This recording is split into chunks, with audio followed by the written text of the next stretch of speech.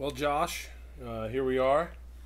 We are going to talk about your first lap ever as a professional racer. And we're going to do this because we are not cool enough to have cameras that hook into our intercom system. So we're going to talk about it. But first of all, thanks for letting me be part of it. This is pretty cool.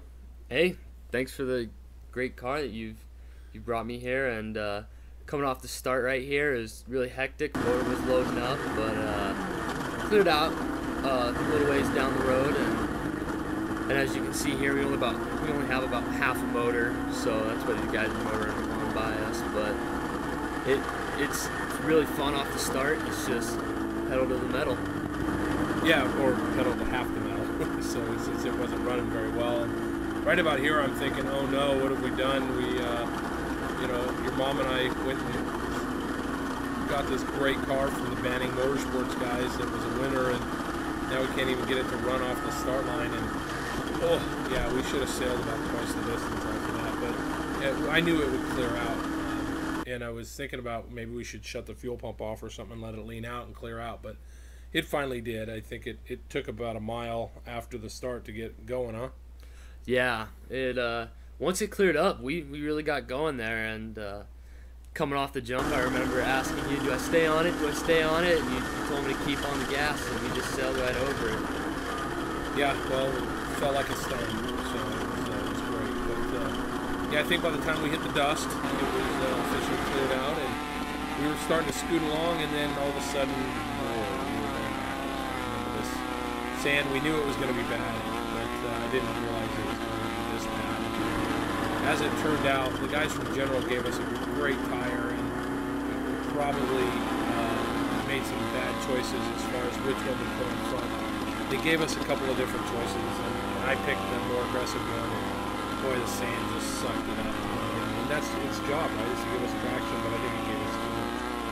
Yeah, once we got to the hard stuff, man, the General sure we're hooking up, but this sand here is just so brutal at Parker, and it just sucks up cars real bad. It's almost out of this world. It's not like any other sand out there.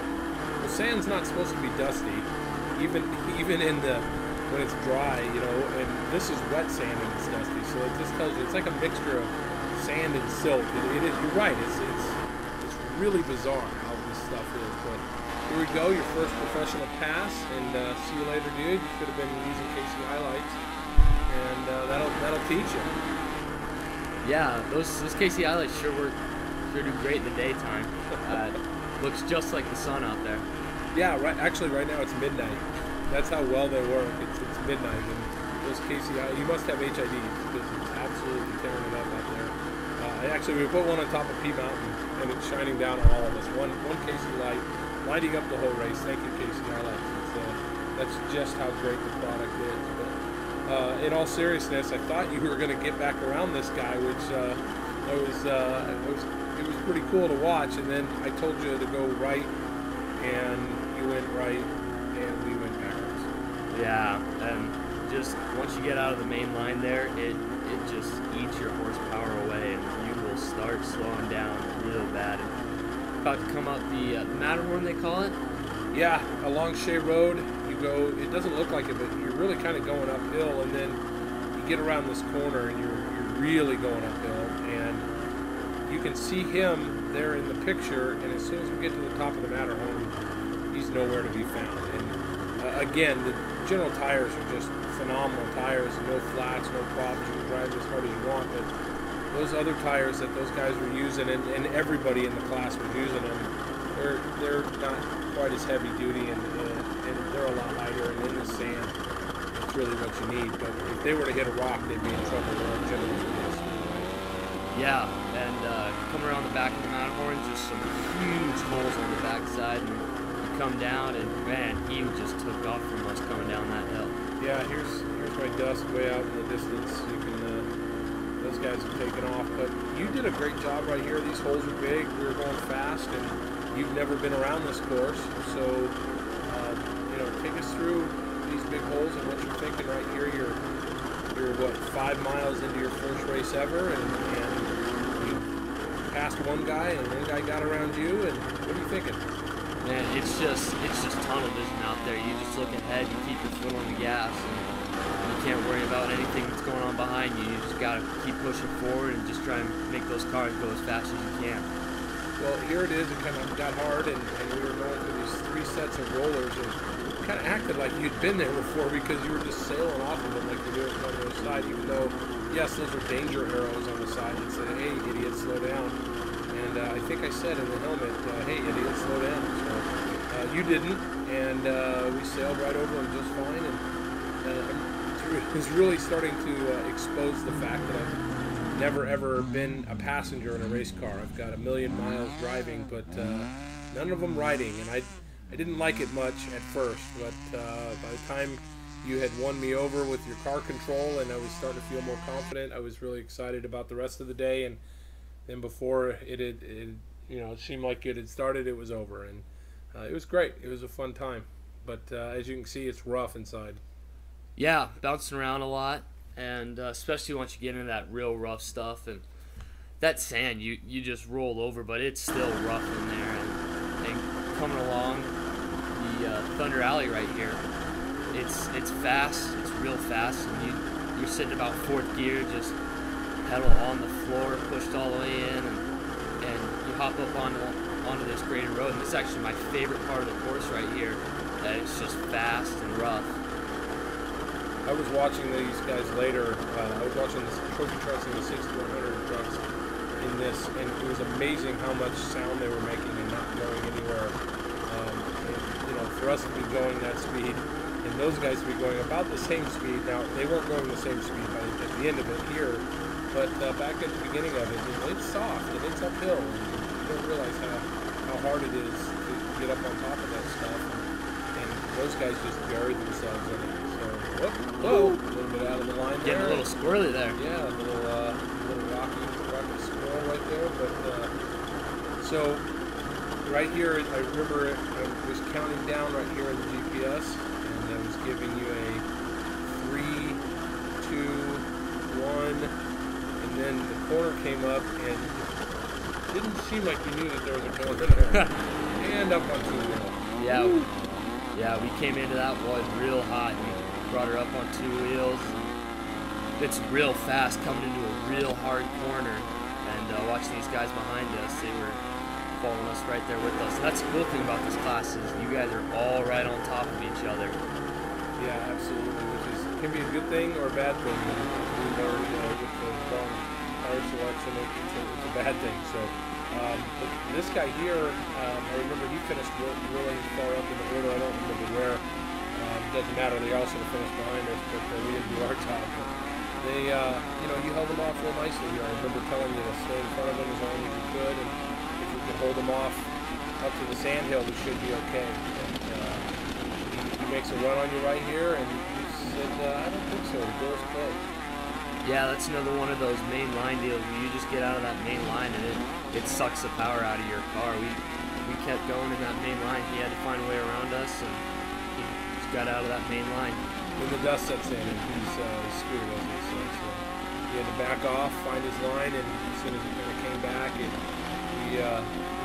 I was choking you back a lot on this hill. I remember that it was kind of hard to see, and having grown up in this area, I probably fell off the side of this mountain one time, so I might have been a little bit conservative on my call here, but allowed him to catch back up. But it is what it is. We finish first we must finish, right?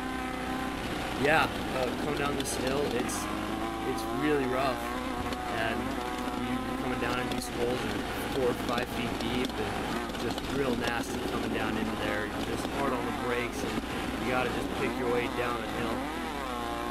It's like the moguls, sunrise. So, but here he goes. He's going to try and go outside, which turned out to be pretty good. I think I remember saying let him go, so we didn't knock wheels. And then, as a nice gesture, he starts throwing rocks at us. So it wasn't very nice of him. But anyway, so now we're down in John Wayne Gulch. Down into John Wayne's Gulch right here, and the famous John Wayne. And coming up into this real tight stuff, coming up this sand hill. This truck behind us has a lot more power than us. He can motor his way up it. And you come into the real tight stuff, and when we can pull away from him a little, but he's got a lot more motor than we do. This is my buddy Kenny G at Turf Direct. He's a Casey Highlight sponsored truck, and I think right there he realizes, uh-oh, this is one of my sponsor's kid, and I better be nice here. So I remember telling you that there was a truck behind us, and to find a spot to get out of his way, and you know, we were looking. I thought he'd kind of sneak around right there. The course gets real wide, but you were mashing it. You were doing good, so he couldn't find a way around, and then we get grooving, and I think, you know what? Maybe if he's coming in for the kill. I don't think he realized there was a corner there. Yeah, thank God we were there. I don't think he would have hit the corner. Yeah, well, if we were in front of him, we probably would have seen it, but since we were, he couldn't see it. So he was being very nice, because he could have punted us right into the next week. So, but here you go, dusting him again, and I think he's probably had enough of you at this point. So he's going to use that extra horsepower that he has. And I think he's got about 3 times the wheel travel that you have in your class, and he's going to say thank you, but no thank you. Those holes there, they're so rough, and being in a limited car, we have absolutely no suspension, and compared to some of these other trucks out there, and he can just power his way through those holes we've got to slow down for every one of them, and it's like hitting a square wall with every hole. Yeah, they are. You can really see that they're square edge, and you know, when you get back up here into this tight stuff, though, you reel them right back in, and I think he probably has 24, 26 inches of wheel travel, and you've got 11 or 12 in the front end of your car, but your car works extremely well. I mean, it's one of the best cars in the class. So, you know, it is what it is, and you know, blue water is probably like bringing a sword to a gunfight up against the big trucks. But there's other races where, you know, you certainly have to. Definitely, we get into that tight stuff, and we can actually catch right back up to them right here, coming into these huge holes, and coming up, you see a truck upside down. There it is, and definitely caught the helicopter's eye. And with that class right there, it's just so tight, just like our class, and you really got to push those trucks. Yeah, I think that's McLeod, and those guys know how to go fast. And that trophy light class, like you said, it's if you are not wide open, you're not leading. And there's 5 other guys that will come and take that spot from you if you're not going wide open. So you got to really be on your A game there, which is really cool. It's a neat class, and maybe something to look at for the future. But here we go onto the pavement section before we head underneath the bridge, and you got another class of car coming up behind you. Yeah, the Class 3000 car, man, we battle with these guys all day long, and such a great group of guys right there behind us. We actually talked to them a little, and just come right up on us. It's another one of those classes where they got a little more motor than us and more wheel travel. Yeah, so it's a buggy version of the truck that just went around, right? So it's got a 2.4 liter motor, where you have a 1.6 liter motor, so they're almost double the size. And but here you're holding them off, and look, the truck is still right there. So that's pretty cool. But I know that there's pavement coming, and those guys are going to have an advantage as soon as you get onto that asphalt, because they're grabbing gears, and you're out of gears. Yeah, that car loves 4th gear right there, and it's just smooth sailing right along the Colorado River right there. Yeah, I grew up right here on this river, and spent from like 8 years old on in this place, and I dreamed about racing here, and so it's pretty surreal to be able to do this with my son, and neat deal. Mom was running the pits, and we were running the car, and it was a great family affair. And I love that shot of the drone as we went by it and went underneath it, but here he goes. Yeah, definitely a faster car than us right there. I mean, we are 4th gear topped out. That is the pedal to the floor right there. That's all that car would do. So we were going 82, 83, 84 miles an hour right here, and so they had to be going 90, 92, and you know, it is what it is. We understand that you know, different classes, those things are going to happen, but that's why we love this form of racing. It's always great when we can beat the guys that are in front of us and in the bigger classes. So we had already obviously gotten around him, and in some part of the course, because they're a faster class, they start in front of us.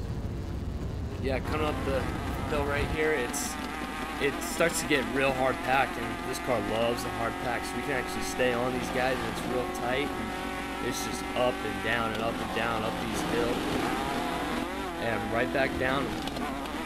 It's up, it's down, but it's cool. You were accelerating hard down these and not letting off down on the bottom. This is a lot of fun right here. You got a little squirrely over this road jump here, I remember that, but not as squirrely as you did the second and third lap. I thought you would maybe kind of figure that. Here's the road jump. Point. Oh yeah, sideways. That road jump's pretty tricky. It sits at an angle, and the jump's at an angle, and everything's just off right there. How much head can you shove in a helmet? Jeez Louise. Yeah, we're still looking for that quadruple X for you. Well, I appreciate that. We'll have to get with one of these helmet manufacturers and see if they've got a bucket that I can stick a visor on, and maybe a neck brace is in order for me. I see you've got one, but not so much for me. Yeah, those neck braces are definitely important. You're doing so much bouncing around the car, and for you to come up and going as fast as you're going and hit just something that won't move like a tree out there, which has happened a lot. To you? Not to me, but you've never been in a car before this day, so what are you talking about? Hasn't happened to me, and hopefully it won't. But I've heard stories, and to have these neck braces, it's definitely important. Well, you'll start to notice that we don't have any more front-facing camera footage, and so all you get to see is where we've been and our shining faces. And every once in a while, the great guys from Turn 2 TV, Aaron and everybody over there, gave us some great footage of some helicopter footage of the car, but we try to weave that in every once in a while. But this is what you get. You get me adjusting my collar and the back of the car. Back of the car looks great. Nothing's falling out. No, that's good. You don't see any weird colored dust, and your focus here is, and your calmness is good. And I think somebody let us by right there. Yeah, you were waving and shucking and jiving, and I was waving, and so we're boogieing down the course and passing people. And oh, you forgot to wipe your windshield. How nice of me. That's the kind of dad I am. Hey, man, you were just blocking my view right there. We would have won, except for that time you washed my face. So, you know where we are right here? I remember this. This is coming up towards the towers, right? Oh, yes, and that long sweeping corner, and it gets real fast right there. Yeah, it's sandy and silty and dirty and dusty. And look at that dust. We're boogieing. It's not a great line anywhere, so you did a great job here, and now we're headed back down. Seems like that's all you do here. It's up, down, left, right. It's every way you can imagine it. This course just keeps coming right at you. So did you like your first race? Loved it. Coming home to the 4th place on Saturday. Couldn't have asked for more for a first race. It was a lot of fun. So 11 cars started. You got 4th, and oh, look at you, little doing the wave. What is that? Hang loose. Ah, hang loose. That's what I was trying to say. How do you know that? You're too young to know that. So, for 15 years old, you drive like a 25-year-old, and you do the hang loose like a 45-year-old. So that's good. You're old before your time. Oh, good. That's what I need is to be more like you. Yeah, nobody wants that. So. But look here, I'm giving you some driving instructions, telling you how the wheels should be going back and forth. And I think you're making the wheels go back and forth. You're doing great. And so I know right here that we're coming to the end of our very first lap. And we can start to see the trailers, and we can start to see the infield. And my back is starting to explode inside my body. And it was great. Definitely loved the first lap here, first race ever, and I just couldn't thank everybody enough. who's on the side of the car. Look at that. There goes the finish line. And that's it. Officially one lap of the Parker Blue Water Challenge course, your first one ever. And obviously you couldn't do it without these guys. Casey Highlights, great light company. And great light company. You know that's my boss, right? The best light company. And of course couldn't do it without these guys. My back thanks you. PRP, best seats in the industry right now, Mobile One. All of our oils in the car, that's what we use. Our General Tires, we're hooking up non-stop. Red Fox Audio, those guys were awesome for wireless audio. And, keeping our motor cool, VP Fuels. Monster Seal, world's best Tyler sealant, right there. And Rising High, those knuckleheads over there, they cooked us lunch. They took care of us like kings, and they left us with a bunch of sauces and everything. Go to Rising High and get some sauce. And definitely couldn't do it without these guys. Banning Motorsports has given us such a great car to run with here, and we are so thankful for them. Thank you, Michael DeHaas, and best boss ever, Larry DeWitt, Alex Kinnison, John McNeil, everybody else I couldn't read fast enough. So not that we didn't care, but I just don't read very well. And thanks for watching.